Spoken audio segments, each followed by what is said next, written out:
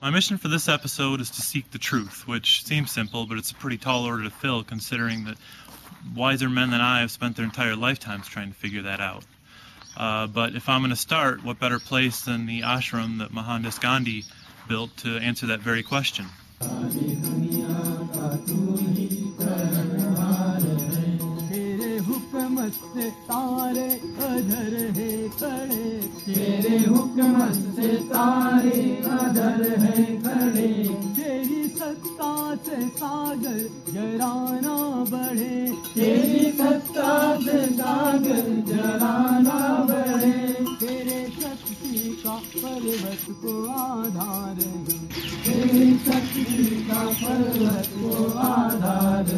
Did you ever meet Gandhi? Once, not meet, but I saw Gandhi at prayer from a distance, not down to him. But I practiced Gandhi even more than Gandhi.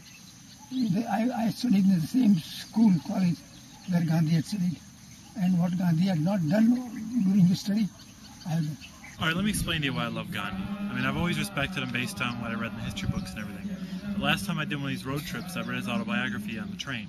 He starts off with his childhood, going to school, becoming a lawyer. It's just full of stories about being scared of snakes in his bed when he was a kid, being awkward around girls, messing up at work. And I'm reading this unable to wait to see, when we get to the important part of the book, how he makes that transition from being just a huge dork to being the great man that he's known for being. And when you get to that point in the book, he basically says, and then I did a whole bunch of stuff, but you've probably already read a lot about that. So instead, I'm going to go on for 300 pages about my various diets and their effects on my bowel movements. Size, shape, consistency, color. And you realize this man was a dork his entire life. And it's really refreshing knowing that any one of us dorks, if we can find the courage and the patience to find out what's right and put it into practice, we can do great things. So when he said that truth is God, what is truth? What did he mean by that? There is something which is right, something which is wrong. Truth is right. That should be done. Oppose untruth. Yeah. Oppose injustice. Oppose selfishness. Love is God. Love is God. This is blasphemy. This is, misinterpretation. Gandhi did say, truth is God. Once again, not truth is God. God is truth. Gandhi has made both statements. What is the necessity to make both statements? If one statement is enough. I'm just telling you that's what Gandhi said. Yes. If you want to argue with Gandhi. I know that Gandhi he's has not here. Definitely said, not God is truth, but truth is God. When he found it inconvenient to maintain that God is truth, he quietly reversed the formula and proclaimed that truth is God. Not even an atheist could quarrel with that. I really find difficult to understand Gandhi. Whether he was politician, spiritual man, or social workers, I don't know what he was. He wasn't trying to be any of the things that he's known for. Like, he's called a saint, the Mahatma Gandhi. He hates that name. He hates being called. He hated being called Mahatma Gandhi. He was a politician because people asked for his help. He was a holy man because people asked him questions about religion. He was just someone who knew what he believed in and did whatever it took to stay true to that. Are we not doing injustice to those people? If we talk non-violence, this is the same country, India, where the Mahatma Buddha, Mahatma Mahavir, they came, they born. What did they preach? They preached non-violence. They preached the non-violence more than Gandhi. Sacrifice like anything. Who knows Buddha? Who knows Mahavir? Nobody knows Mahavir. Comparison to Mahatma Gandhi. My opinion is that we should learn from Jesus, we should learn from Buddha, we should learn from Gandhi. We should also learn what Adolf Hitler thought. We should learn what Kim Jong-il thinks. We should learn what everyone thinks. That's what Gandhi did, is learned as much about the world as he could and never took any of it at face value. He said about Buddha, he said about Mahavir, and he said about Jesus Christ. Gandhi had taken from everyone and put into practice.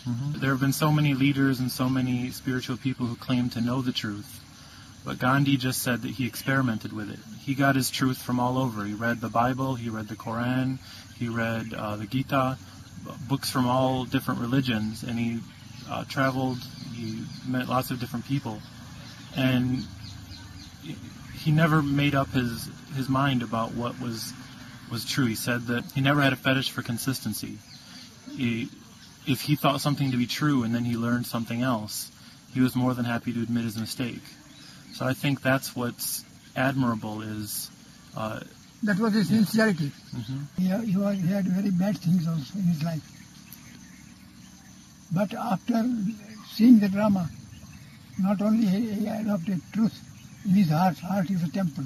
It's not just looking at holy books. I mean, you can learn about the truth from watching TV, watching movies. You can learn about the truth from going to the corner store and talking to the kids you meet on the corner. You can learn about the truth by traveling. Every little thing you experience is getting you closer to understanding the world. You are right in your way. Mm-hmm. We can have truth from many sources. But then the question is, shall I put truth into practice politically? Shall I put truth into practice in my family? Or otherwise? Gandhi not only took truth from a drama, but he put into practice universally and fought against injustice, even though he was working as a barrister. That is, not only you can take truth from any source, but then more important is how far, how much you practice. I'm glad that my mission for this trip was to seek the truth rather than to find it, because the truth is not something you can find in an hour in an ashram, on a 16-day road trip, or an entire life for that matter.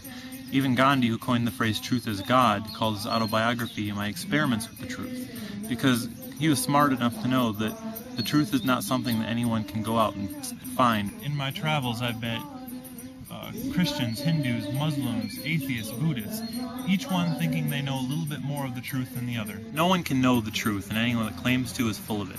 The best we can possibly do is to see as much as we can, learn as much as we can, and experience as much as we can to get a little bit closer to the truth. I think that a lot of the world's problems come from when people get all their truth from one source. Truth is not as simple as that. You gotta keep looking. Which is why I don't consider this mission accomplished, but it's a start.